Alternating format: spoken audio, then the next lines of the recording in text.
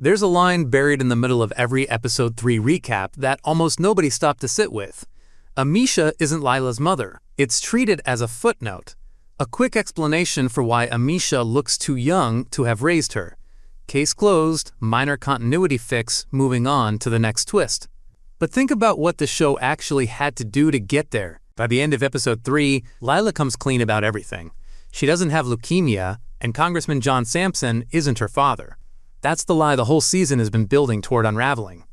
Fixing that story didn't require touching Amisha at all. A grieving companion, helping a sick young woman track down her biological father, works just fine as fiction, whether or not she's actually her mother. The writers didn't need to correct that detail. They chose to. And when a show spends deliberate screen time undoing a relationship nobody was even questioning, that's usually because the relationship was never really the daughter's story to begin with. It might be the mother's. Quick setup for anyone catching up. Season 4 adapts Lee Child's Gone Tomorrow, relocated from the novel's New York setting to Philadelphia. It opens with Reacher witnessing the death of Anna Merrick, a Pentagon employee carrying a security clearance far above what her cover job implied, on a Philadelphia subway platform. That death cracks open a missing flash drive, a congressman with a Delta Force past, and 2 women, Lila and Amisha Hoth, who show up with a story built to get Reacher's protection fast. It's worth noting the show made a deliberate change here. In the source novel, this same mother and daughter pair pose as Russian, not Indonesian, and the mother figure has a different name entirely. Adaptations move pieces around for a reason, and swapping in a specific real-world regime and a specific real atrocity is the kind of choice that usually exists to give a character's backstory more weight later, not less. That original story, the illness, the paternity claim, collapses by the end of episode 3. What survives it is the woman who's been standing just behind Lila the entire time, saying almost nothing, and somehow never becoming a suspect. Start with the correction itself, because it's really the whole theory in miniature. When Lila's confession finally lands, 2 things get corrected. She isn't sick, and Sampson isn't her father. A third thing also gets corrected, completely unprompted. Amisha isn't her mother. That's one lie too many for a simple, here's the truth scene. A show tightening its plot only fixes what's broken, and viewers weren't questioning Amisha's parentage before that scene. The show planted the doubt and resolved it in the same breath, which is a very specific kind of writing choice. The kind used to redirect suspicion, not just remove it. If the show wanted us to stop looking at Amisha, correcting her relationship to Lila right before pivoting into Lila's journalist reveal is exactly how you do it. Give the audience a satisfying answer about the daughter, so nobody keeps asking questions about the woman standing next to her. That matters more once you look at where the actual grief in the story lives. According to Lila's own account, the dead husband, the arrest, the direct confrontation with General Putra's regime, all of that happened to Amisha, not to her. Lila is telling us someone else's tragedy as the emotional foundation of her own crusade. On its own, that's not necessarily suspicious.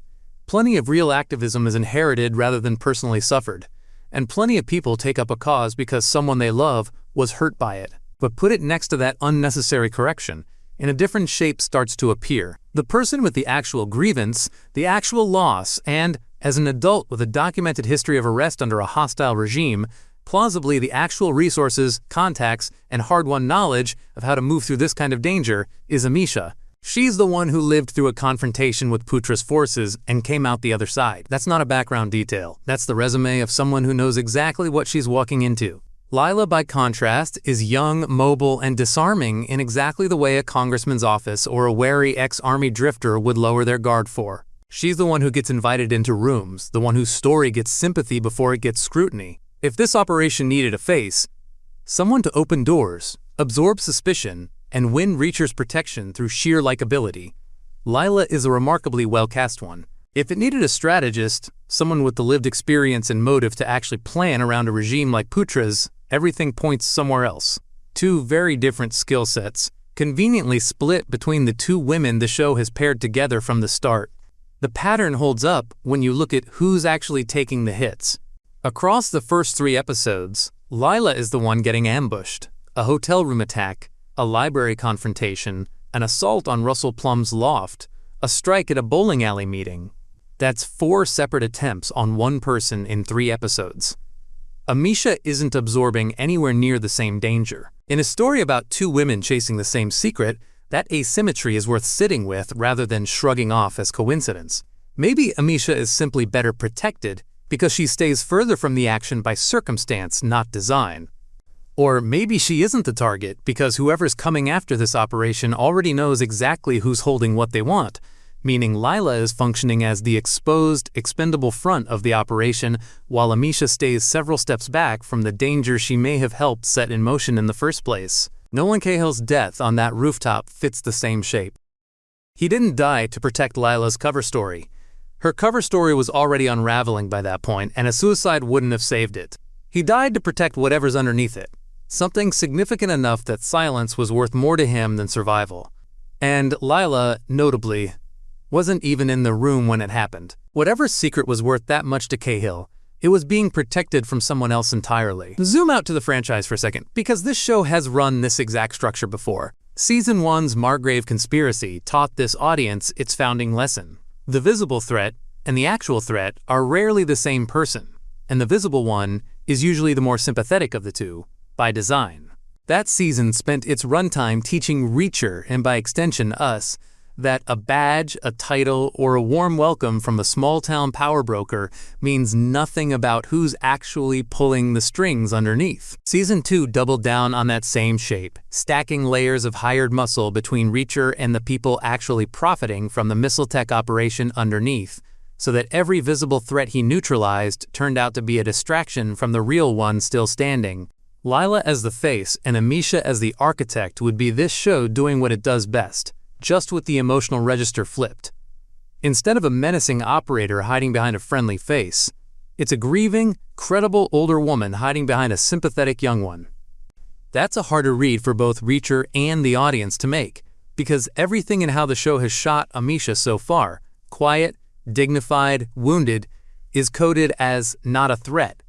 She rarely initiates a scene. She reacts, she comforts, she stands a half step behind Lila in almost every frame they share. That kind of visual grammar is usually shorthand for a character who exists to support someone else's arc. But it's worth asking whether the show is using that grammar sincerely or using it the same way it used Lila's illness story, as a costume the audience is meant to take at face value until the writers decide it's time to pull it off. Now, the honest pushback, because the strongest counterargument deserves real airtime here. Amisha barely speaks. She has almost no independent screen time, no scenes without Lila, no moment where the show gives her agency separate from being led around by the younger woman. If Amisha were secretly running a multi-country operation involving a Pentagon leak, an assassination network, and leverage over a sitting congressman, you'd expect the show to plant at least one scene of independent competence to make that plausible down the line. A private phone call, a moment where she directs Lila rather than follows her, anything. And so far, it hasn't given us that. It's also worth taking seriously that the simplest explanation for the not her mother reveal is the one the show states outright. It's there to clean up a visual inconsistency and strip away the last layer of Lila's fabricated backstory, full stop, not to implicate Amisha in anything. Sometimes a continuity fix really is just a continuity fix, and television writers correct small physical plausibility issues all the time without meaning to plant a deeper clue. If that's the case here, Amisha may simply be a genuine ally swept up in Lila's investigation, her only real secret being that she isn't biologically related to a young woman she's chosen to protect anyway.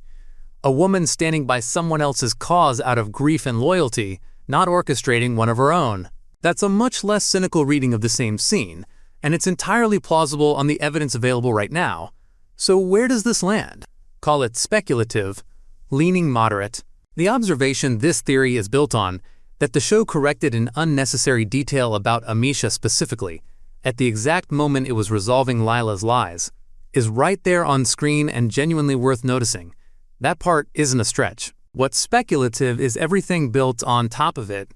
Motive, competence, and intent are all inference, not evidence, because Amisha hasn't been given a single scene that shows her acting independently of Lila. This theory earns more than a shrug because the franchise has a real, repeated pattern of hiding the actual operator behind the sympathetic face, and because the grief math genuinely favors Amisha over Lila as the person with something personal at stake. But it can't score higher than moderate until the show gives Amisha a scene where she isn't simply standing beside her, which is exactly why the next stretch of episodes matters. Episode 6 is titled Plum Out of Luck, which should worry anyone who's been treating Russell Plum as a safe pair of hands this season. And Episode 7, Vote for Samson, puts the congressman's political future directly in the crosshairs of whatever this conspiracy turns out to be.